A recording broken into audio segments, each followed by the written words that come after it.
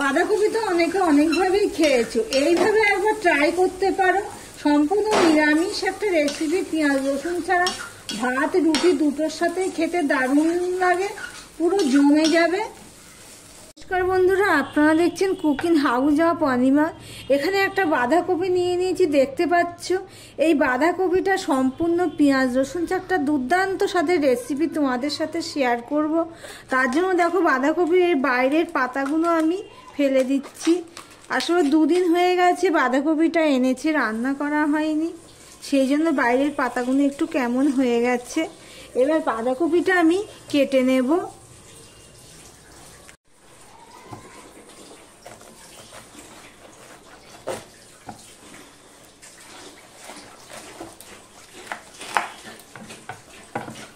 বাঁধাকপিগুলো আমি কুচিয়ে কাটবো না, টুকরো টুকরো করে কাটবো, তাই জন্য আমি মাঝখানেও আবার এইভাবে কেটে নিচ্ছি।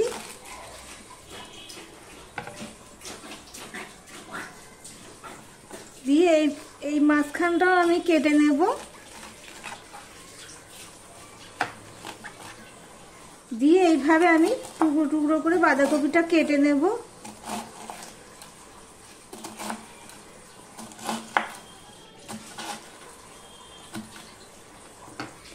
এই দেখো বন্ধুরা, ঠিক এইভাবে আমি কেটে নিয়েছি। এইভাবে সমস্ত বাঁধাকপিটা আমি কেটে নিচ্ছি। বন্ধুরা, বাঁধাকপিটা আমি ঠিক এইভাবে কেটে নিয়েছি, নিয়ে একটা পাত্রে তুলে নিয়েছি। আমি সম্পূর্ণটা লাগলো না, এই বাঁধাকপিটুকু আমি রেখে দিলাম, কেননা এর মধ্যে আরও অনেক কিছু পড়বে। সিম পড়বে, আলু পড়বে, ডাল পড়বে। তার জন্য আমি দেখো এখানে আমি মুগের ডাল নিয়ে নিয়েছি। আর এই বাঁধাকপির জন্য যা যা লাগবে সেগুলো আমি কেটে নিচ্ছি। দেখো বন্ধুরা, কড়াই বসিয়ে দিয়েছি, কড়াইটা গরম হয়ে গেছে। এবারে যে ধুয়ে রেখেছি বাঁধাকপিগুলো সেগুলো আমি দিয়ে দিচ্ছি কড়াইয়ের মধ্যে।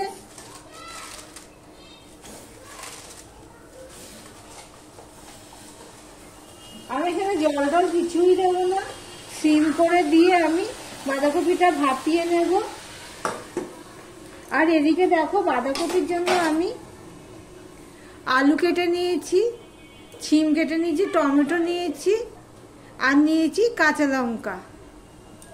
এবার বাঁধাকপিটা আমি কিছুক্ষণ ভাপিয়ে নেব। ঢাকা দিয়ে আমি প্রায় 2 মিনিট ঢাকা দিয়ে দিয়েছিলাম। এবার আমি এটাকে একটু উল্টে পাল্টে দেবো। তার আগে আমি এখানে একটু নুন দিয়ে দিলাম। নুন দিয়ে এগুলো সম্পূর্ণটা মিশিয়ে নেবো, কেননা আমি তো এখানে জল দিইনি।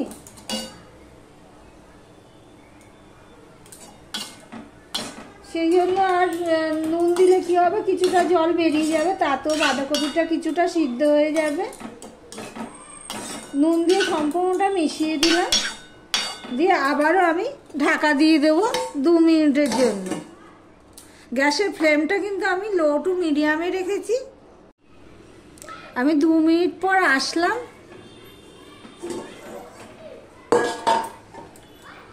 দেখো বাঁধাকপিটা প্রায় 90% সিদ্ধ হয়ে গেছে। এই দেখো চাপ দিলে এভাবে ছিঁড়ে যাচ্ছে।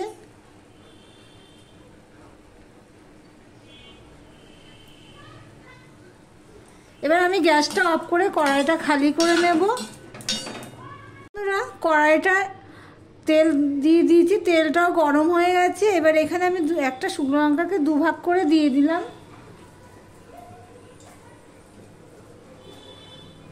আর এখানে দেখো আমি গোটা গরম মশলা নিয়ে নিয়েছি, 2টো এলাচ, 2টো লং আর 3 টুকরো দারচিনি নিয়ে নিয়েছি, সেটাও আমি দিয়ে দিলাম।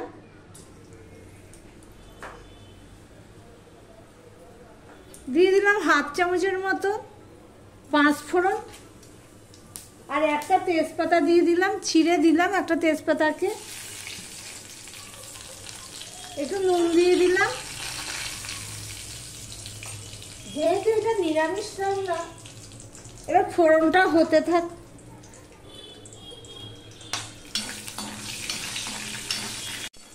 সমস্ত ফোড়ন হয়ে গেছে। এবারে আমি দেখো এখানে যে কেটে রেখেছি আলু, সবার প্রথমে আমি আলুটা দিয়ে দেব। প্লিজ বন্ধুরা স্কিপ করো না, পুরোটা দেখার অনুরোধ রইল। একদম তোমরা দেখছো না, ওয়াচ টাইমটা একদম হচ্ছে না। আমি কিন্তু সবার ভিডিও দেখি, কদিন দেখা হয়নি, বিয়ে বাড়ি উপলক্ষে ঠিকঠাক মতন দেখা হয়নি, দুটো বিয়ে ছিল তো সেই জন্য দেখতে পারিনি। এবার আলুটাকে আমি ভালো করে ভেজে নেব। আমি কাঁচা লঙ্কাগুলো দিয়ে দিলাম এখানে আলুর সাথে।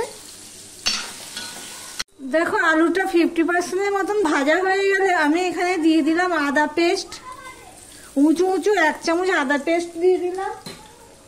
আর এখানে যে কেটে রাখা টমেটোগুলো সেগুলো আমি দিয়ে দিলাম, দিয়ে মিশিয়ে আমি কষাতে থাকবো। আদা আর টমেটোটা ফোড়ন হয়ে গেছে, টমেটোটা নরমও হয়ে গেছে। এখানে আমি 1 চামচের মতন জিরে দিয়ে দিলাম, আর 1/2 চামচ জিরে দিয়ে দিলাম। লঙ্কার গুঁড়ো দিলাম সামান্য, ধনের গুঁড়ো দিয়ে দিচ্ছি 1 চামচ আর 1/2 চামচ, হলুদ দিয়ে দিলাম 1 চামচ।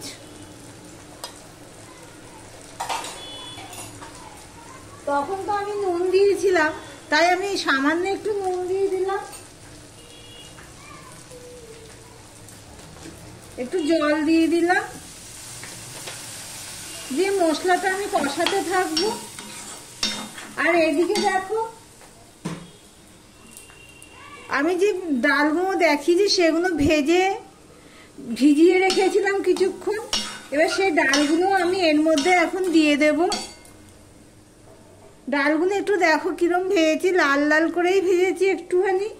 ডালগুলো কিন্তু পুরো গলবে না, কিন্তু দাঁতে কামড় পড়লে ভালোই লাগবে, সিদ্ধ হবে কিন্তু গলবে না, সেইভাবেই আমি দিচ্ছি। সেই জন্য এইভাবেই দিয়ে দিচ্ছি, দিয়ে আমি কষাতে থাকবো সমানে।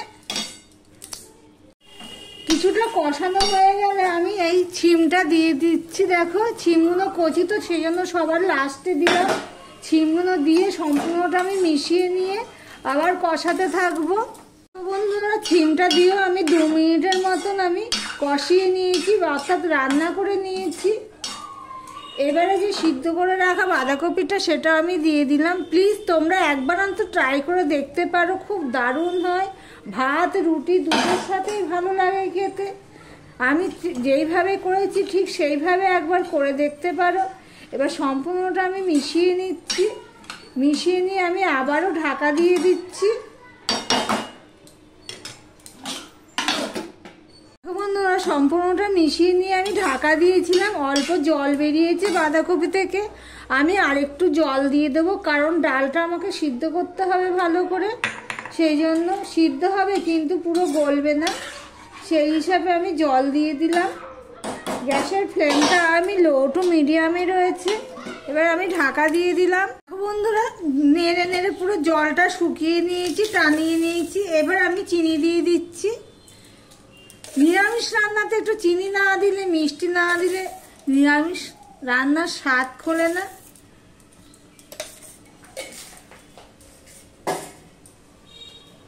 আর দিয়ে দিলাম এই ধনে পাতাটুকু, দিয়ে সম্পূর্ণ আমি মিশিয়ে নেব, ভালো করে মিশিয়ে নেব।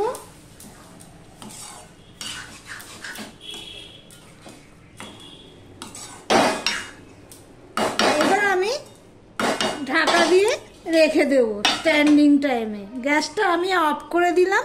ভিডিওটা এখানেই শেষ করলাম।